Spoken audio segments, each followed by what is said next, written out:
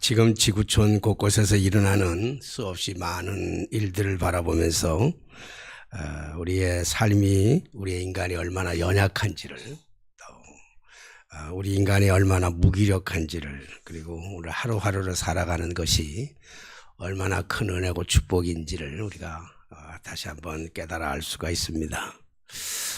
지구상에서 일어나고 있는 그 많은 일들을 보면 홍수로 인해서 엄청난 세계 곳곳에서 피해를 받게 되고, 또 토네이도나 또 가뭄을 위해서 지구촌 그 반대 방향 쪽에서는 홍수로 인해서 큰 피해를 보고 수없이 많은 사람들이 죽어나가고 있고, 또 지구촌 또 반대쪽에서는 가뭄으로 인해서 사람들뿐만 아니라 모든 곡식과 그리고 짐승들이 다 죽어가는 이러한 상황이고, 또 뿐만 아니라 우리가 인간이 알지 못하는 많은 악성 바이러스로 인해서 사람들이 많이 죽어가는 이런 현상들을 우리가 볼 수가 있습니다. 또 우리 가까이에서는 내가 아무리 잘하고 내가 아무리 정신을 차리고 간다 할지라도 옆에서 일어나는 그 사고로 인해서 당하는 그런 일들을 보면서 우리의 힘과 노력만 가지고는 참 안 되겠구나. 우리 정말 하나님의 보이지 않는 사랑의 손길이 우리를 감싸 주실 때 우리가 평안하게 지낼 수 있고, 또 오늘도 주의 전에 나올 수 있었던 것도 하나님의 은혜요, 하나님의 축복인 줄로 믿습니다. 그래서 그런지 모든 인간들이 연약하고 심약하기 때문에 그런지 지금 세계의 구석구석 지구촌 안에는 수없이 많은 종교들이 있습니다. 물론 그 종교들 가운데 가장 많이 믿는 종교, 4대 종교라 그러면 힌두교, 이슬람교, 불교, 그리고 우리가 기독교, 이렇게 해서 가장 많은 사람들이 믿는 종교를 가리켜서 이렇게 4대 종교라 이렇게 얘기하고 있습니다. 그 외에 있는 수없이 많은 종교들이 우리 지구상에서 현존하고 있는 것도 사실입니다. 요즘같이 이렇게 종교다원주의, 포스트 모더니즘의 종교다원주의 같은 이런 때 어떤 특정 종교를 우리가 더 좋다, 그걸 믿어라 그렇게 얘기한다고 한다면 아마 공격의 대상이 될 만큼 종교의 다원화를 이렇게 이뤄가고 있는 이런 시대입니다. 그래서 어떤 종교는, 심지어 어떤 종교는 이 모든 종교들을 다 통틀어 가지고 하나의 종교를 만들어서 또 그렇게 그렇게 믿으라고 선전하는 것도 많습니다. 실제로 그런 것들이 지금 많이 일어나기도 하고, 또 많은 사람들이 그곳에 가서 또 실제로 그 포교 활동에 동참하는 그런 경우도 우리가 왕왕 가까이에서도 우리가 볼 수가 있습니다.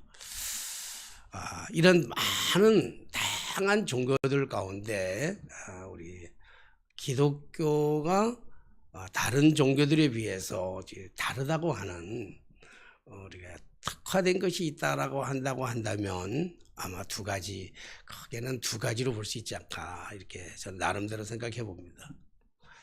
첫 번째로는 대부분의 종교는 다, 기독교를 제외한 모든 종교들은 대부분 자신의 노력에 의해서 자신의 어떤 선행이나 도덕적 윤리적 선행이나 혹은 자신들의 어떤 도를 통해서 자기의 그 열심을 통해서 자기가 믿는 신 앞으로 나아가는 것, 그래서 그 신 앞에 나아가서 그 신이 주시는 그 복을 받는 것이 모든 일반적인 종교들의 대부분 종교들이 가지고 있는 특성이 아닌가 이렇게 생각해 보고요. 그러나 반대로 기독교는 그런 다른 종교하고 다른 종이 있다고 한다면 이것은 우리가 구원받는 것이 우리의 노력이라든지 우리의 헌신이라든지 또 우리의 열심이라든지 그리고 우리가 착한 행실을 통해서 우리가 신의 앞으로 나아가는 것이 아니고 우리가 믿는 그 신, 그 하나님이 직접 우리를 찾아오셨다라고 하는 거죠. 그러니까 다른 종교는 찾아가는 종교라고 한다고 한다면 우리 기독교는 찾아오시는 종교다. 이렇게 우리가 말할 수 있을 겁니다. 그리고 이 세상에 수없이 많은 종교들이 있지만 그들이 믿는 신 중에 그 신이 세상은 내가 창조했다. 이렇게 말하는 신이 아무도 없어요. 그러나 태초에 하나님이 천지를 창조하시니라. 그래서 세상 우주 만물을 창조하신 이가 바로 유일하신 창조주 하나님. 그 하나님을 믿는 것이 바로 기독교입니다.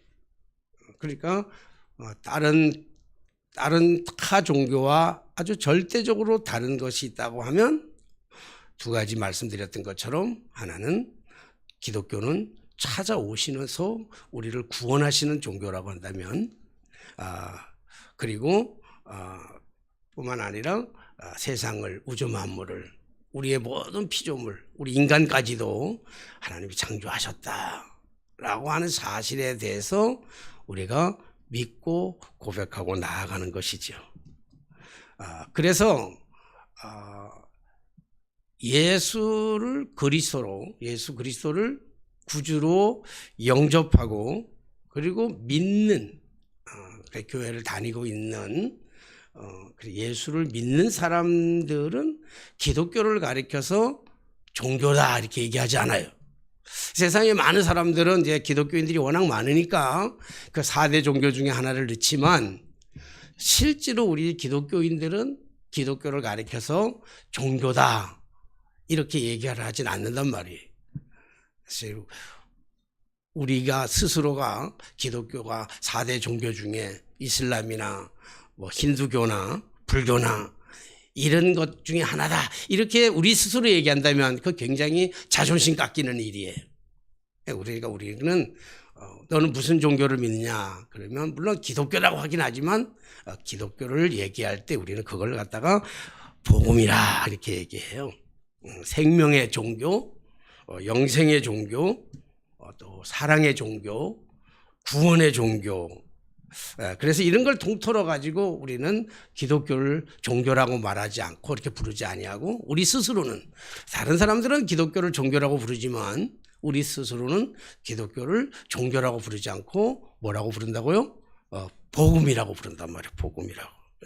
이 복음을 문자적으로 해석을 하게 되면 뭐 한자를 풀어서 해석한다면 영어로 말하면 굿 뉴스예요. 좋은 소식이잖아요. 복음은 좋은 소식이에요. 복이 있는 소식이다. 우리나라 말로 하면 그대로 좋은 소식, 기쁜 소식, 유앙겔리온 이런 걸로 우리가 표현할 수가 있습니다. 그건 문자적으로 풀이하면 좋은 소식이에요. 자, 그러나 또 다른 의미에서의 그 복음은 로마서 1장 17절에 바울이 고백했던 것처럼 복음에는 하나님의 의가 나타나서 믿음으로 믿음에 이르게 하나니 기록된 바 오직 의인은 믿음으로 말미암아 살리라 한것 같으니라 그렇게 고백하고 있어요. 복음에는 하나님의 의가 나타나서 그래서 그 하나님의 의가 나타난 그 의를 우리가 믿는 거거든요. 우리 기독교인들은 그것을 믿는 거예요. 그렇다고 한다면 여기서 말하는 하나님의 의가 뭘까라고 얘기한다면 그 하나님의 의라고 하는 것은요. 예수 그리스도의 탄생과 예수 그리스도의 죽음과 예수 그리스도의 부활을 말하는 거예요. 이 세 가지를 가리켜서 우리는 뭐라고 하냐면 복음이다. 그래서 하나님의 의고 하나님의 복음이다 이렇게 얘기합니다. 그래서 만약에 이 셋 중에 하나가 빠지면 탄생이 빠지든지 죽음이 빠지든지 부활이 빠지면 셋 중에 하나 그 어느 것 하나도 빠지게 된다면 우리는 그것을 복음이라고 말하면 안 돼요. 그건 복음이 될 수가 없어요.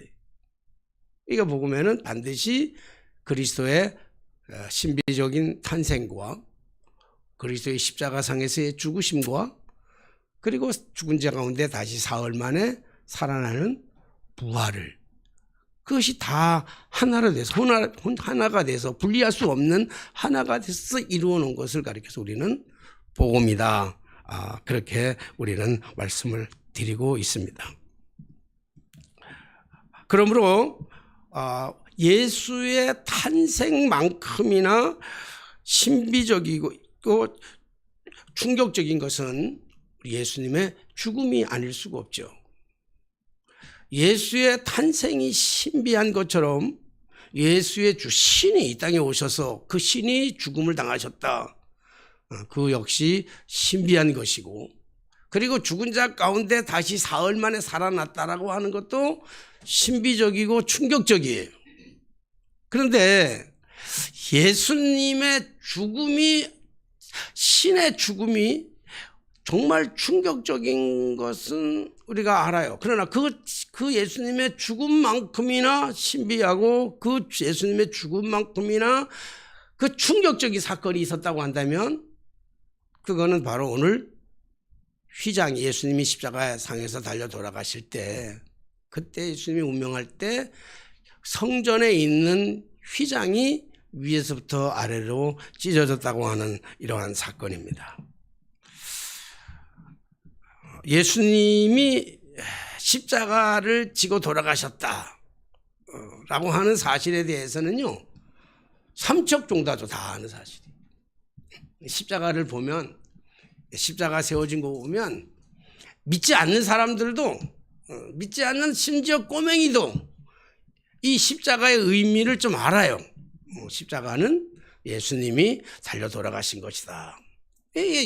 이거는 뭐 믿는 사람이나 믿지 않는 사람이나 할 것 없이 다 알아요. 아시죠? 우리 여러분들도. 다 알아. 그건 다 알아. 근데 예수님이 십자가상에서 돌아가실 때 휘장이, 성전에 있던 휘장이 위에서부터 아래로 찢어졌다라고 하는 그 사실에 대해서는요, 심지어 예수 믿는 교회를 다니는 사람들도 잘 모르는 경우가 많아요. 우리 여기 여러분들이야 다 아는 사실인데, 그렇죠? 근데 의외로 우리가 보면 예수님이 십자가에서 돌아가실 때 휘장이 아래로 찢어졌다라고 하는 사람들이 사실은 많지 않아요. 심지어 믿지 않는 사람들은 다 모르고, 심지어 믿는 사람들조차도 잘 몰라요. 또 안다 할지라도 십자가가 돌아가실 때 휘장이 찢어졌다는 사실을 우리가 안다 할지라도 그 의미를 자세하게 디테일하게 우리가 모르는 경우가 참 많이 있어요.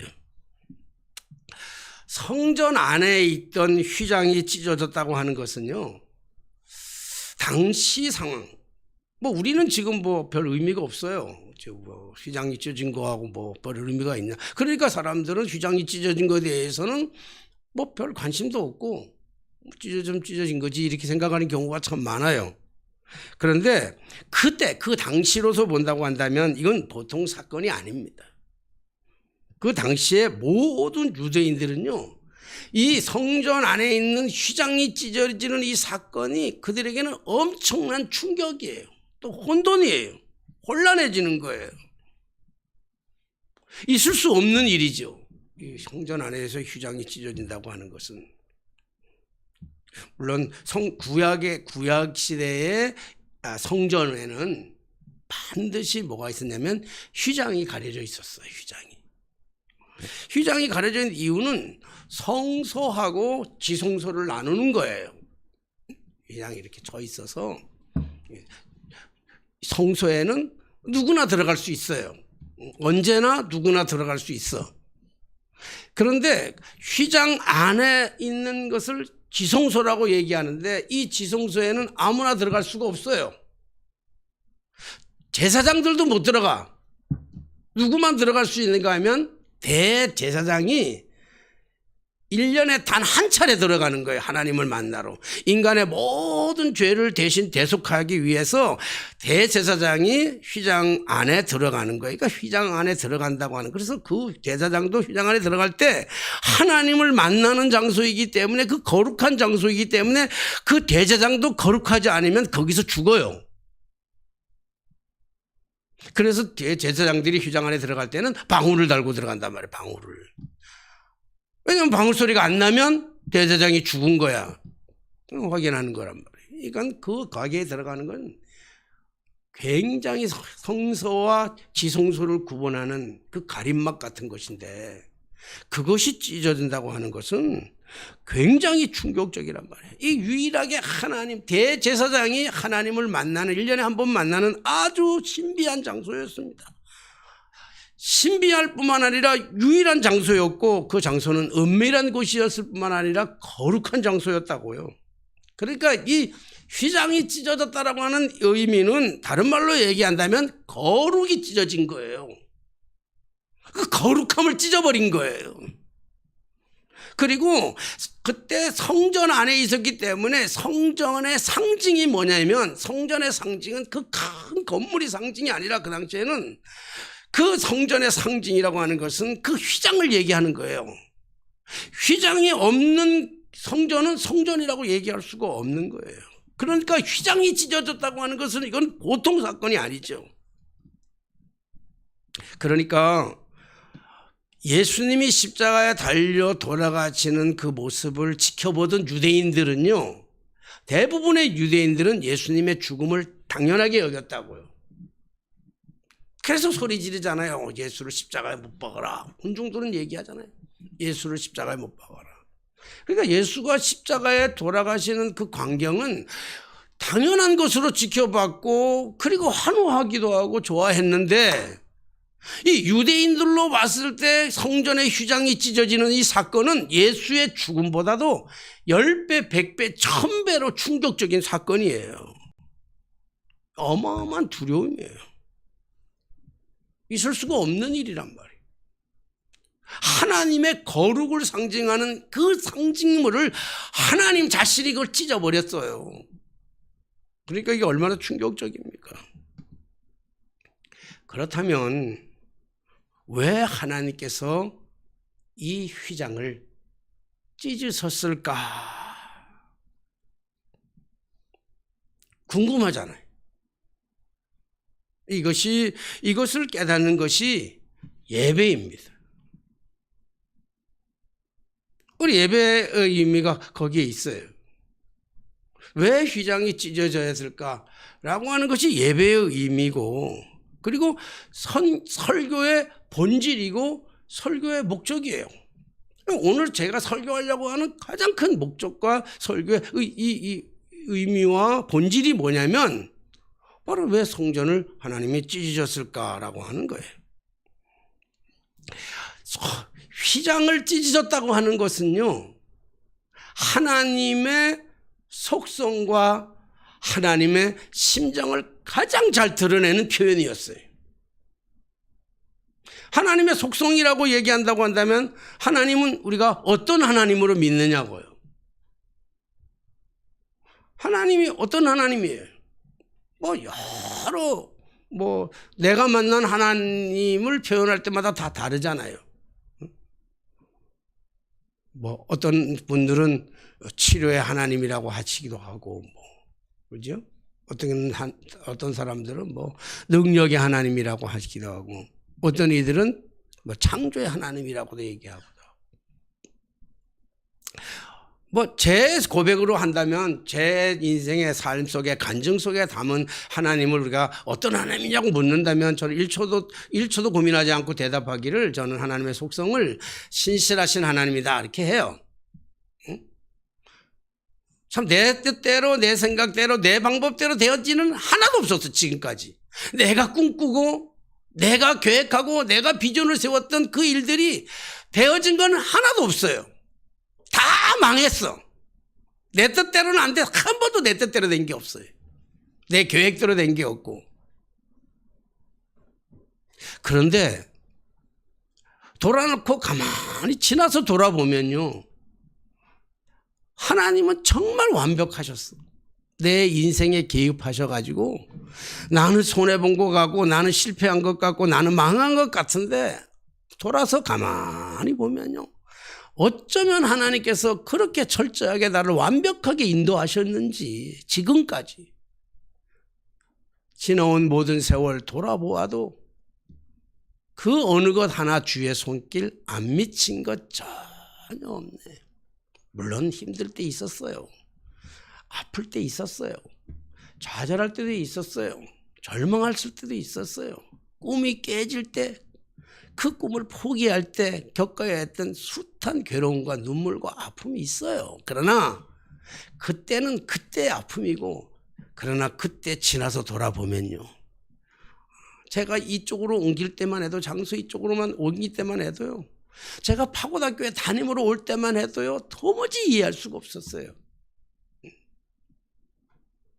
왜 내가 파고다교회 담임으로 가야 되는지 이해할 수가 없었고, 그리고 파고다교회가 저 종로 2가에 있다가 이쪽으로 이사 올 때도요, 도저히 이해할 수가 없었어. 왜냐하면 그 5년 동안 장소를 찾기 위해서 엄청난 데를 돌아다녔거든요. 그리고 내가 마음에 드는 곳도 몇 군데 있었어요. 정말 내 마음에 드는 곳도 몇 군데 있었어. 근데 그런 것들이 다 안 되고 다 막히고, 그래서 우리 사람하고도 엄청 싸웠어요. 그런 거 막힐 때마다 내 뜻하고 우리 사람의 뜻이 좀 다르기도 하고. 그리고 나서 지금 돌아보면요, 우리에게 이 파고다교회 이 건물이 너무너무 딱 맞아. 나한테는 정말로 맞아. 만약에 내가 원하던 곳이라고 한다면 여러분들은 한 사람도 못 만났을 거예요. 우리 애들 외에는. 올 수가 없어요. 여러분들이 그 장소까지 올 수가 있는 곳이 아니야. 그런 거 보면요, 지나온 모든 세월 돌아보아도 그 어느 것 하나, 참 노래 잘 지었어.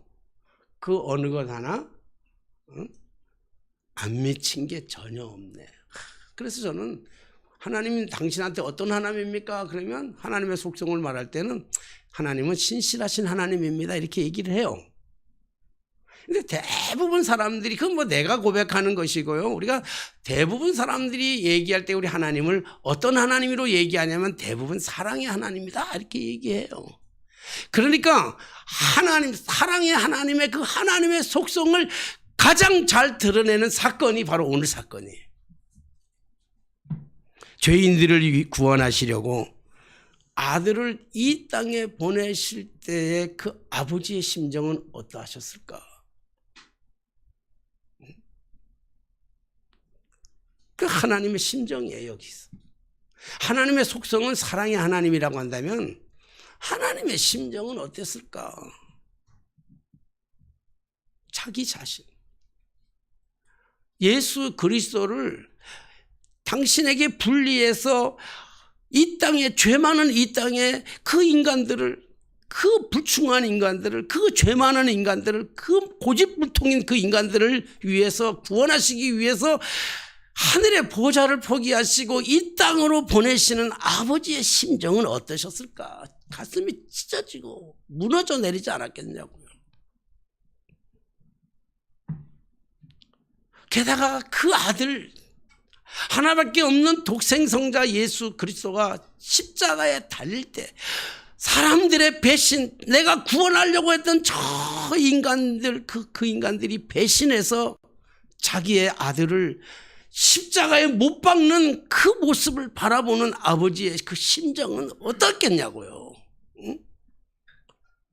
가슴이 찢어지는 정도의 아픔이 아니고요, 심장이 갈기갈기 찢겨지는 그런 아픔이었을 거예요. 거기에다가 오늘 본문 34절에 있는 말씀처럼 예수님께서 십자가 위에서 엘리 엘리 라마 사박다니, 뭐예요? 나의 하나님, 나의 하나님, 어찌하여 나를 버리셨습니까? 그런 외침의 소리를, 그 자식의 소리를 듣는 아버지의 심정은 어땠겠어요? 그 소리를 들었을 때 하나님의 심정은요, 세포, 그 세포 구석구석 한 마디마디마다 잘라져 찢겨져 나가는 그러한 아픔을 느끼셨을 거라고요.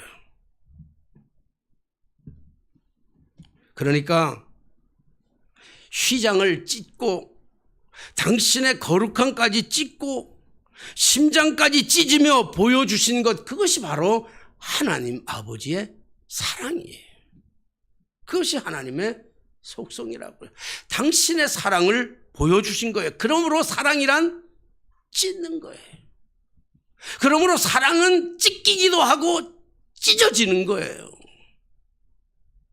사랑을 품고만 살아갈 때는요, 때로는 그 사랑이 너무 아파. 그렇잖아요. 사랑하는 걸 내 마음, 더더군다나 짝사랑은 더해. 그렇잖아요. 아파. 너무 아파. 또 반면에 아프기도 하지만 또 반면에 행복하기도 해요. 그리고 설레기도 하잖아요. 사랑하는 사람이 생기면 막 설레요. 가슴으로 품고 설레요. 이게 막 사랑을 품을 때 그래. 내가 사랑을 품으면, 사랑을 가지면 그래요. 근데 그 사랑을 행동으로 옮길 때, 사랑으로 사랑을 표현할 때면요, 찢어져요. 찢어져요. 찢어지지 않는 사랑은 사랑이 아니에요. 여러분, 누군가를 정말 미치도록, 정말 죽도록 사랑해 본 적 있으세요? 한 사람밖에 없어. 들으면 딴 사람도 있을 거야 아마. 근데 여러분, 정말 사랑하는 사람이 생기면요, 그 순간 그때부터는요, 내 자신이 작아지는 거예요. 나는 잘 안 보여. 사랑하는 사람만 보여요. 그래서 그 사람한테 시간을 다 맞춰요. 그래서 그 사람이 집에 가라 그래도 나 시간 있다 그런다고요. 왜 가라 그러냐고. 같이 있고 싶은 거야. 시간을 쪼개야 돼. 내 시간을 쪼개요. 내 습관을 쪼갠다고요. 여러분, 사람마다 체질이 조금 달라. 우리 집 가족들의 체질은 대체적으로 저녁잠이 없고 새벽잠이 많은 사람이야. 근데 나만 달라. 나는 저녁잠이 많고 새벽잠이 없어요. 근데 사랑하는 사람이 생기면, 진짜 사랑하는 사람이 생기면요, 그 사랑하는 사람을 위해서 잠버릇이 달라져요. 정말 사랑하면. 시간을 쪼갠다고요. 약속을 해요. 나는 새벽에 못 일어나는데 내가 사랑하는 사람이 새벽에 만나자 그러면요, 어떻게든지도 일어나가지고 그 시간에 나가잖아요. 그게 사랑의 표현이야. 나 못 나가 그러면 그 사랑 아니에요.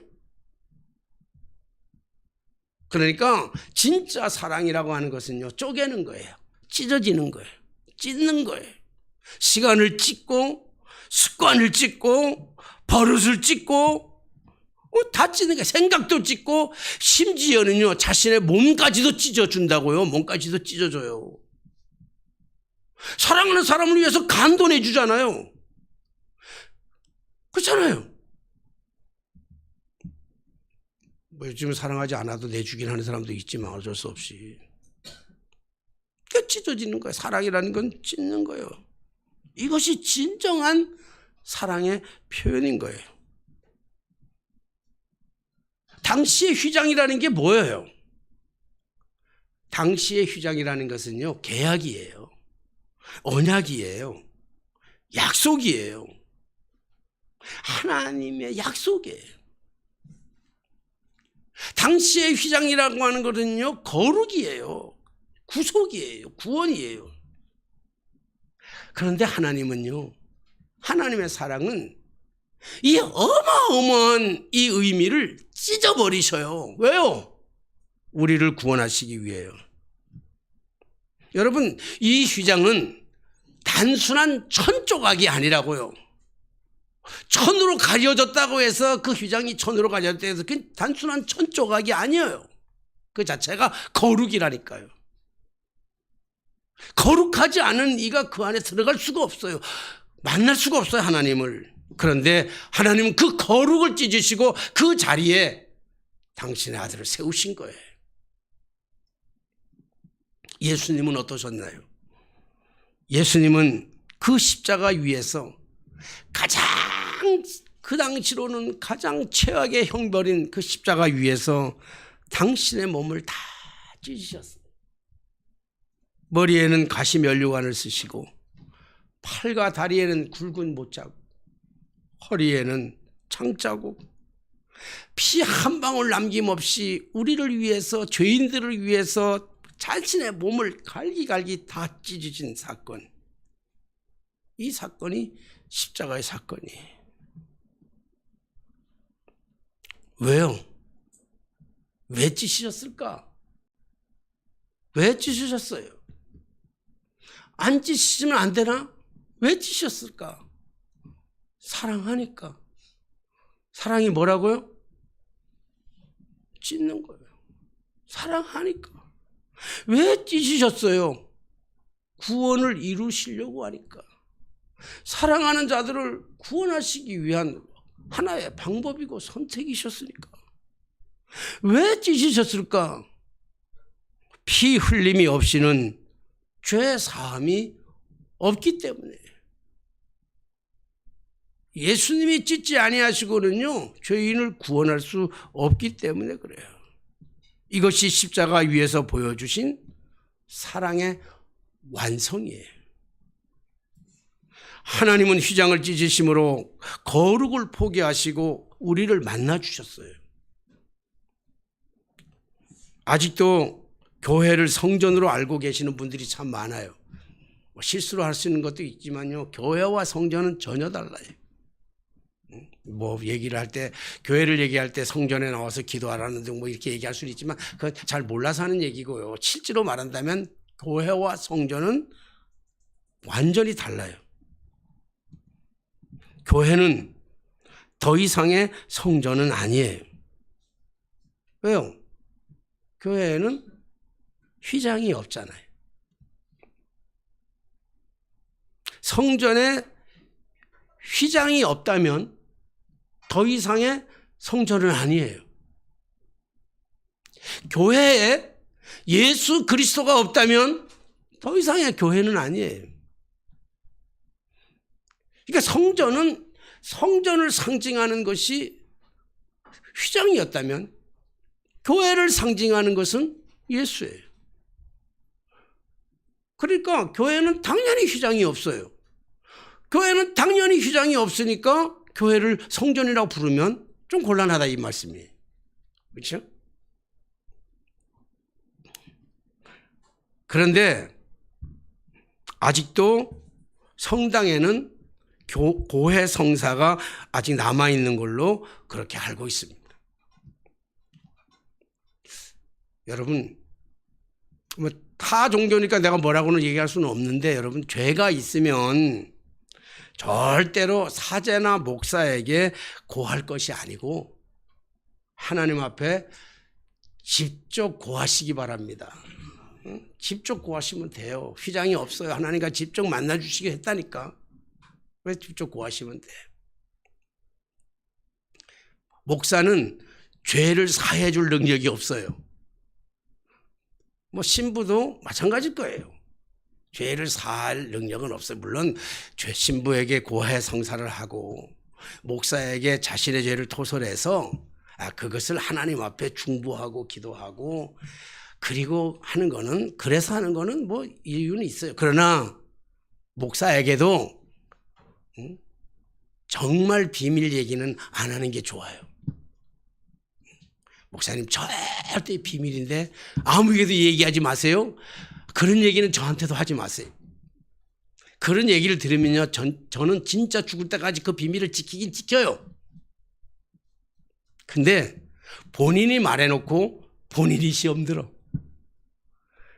본인이 말해놓고 본인이 시험 들고 그리고 떠난 사람들이 참 많아요. 저는 제 곁에는 정말 아까운, 손을 막 꼽을 수 있고 정말로 아까운 분들인데, 정말로 좋았던 분들인데, 사람들인데 내가 말하지도 않았는데.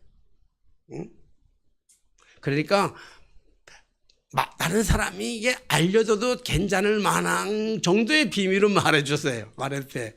그런데 절대로 남이 들어서는 안 될 비밀이라고 한다면 목사한테도 얘기하면 안 돼. 휘장이 없어요, 교회는. 응?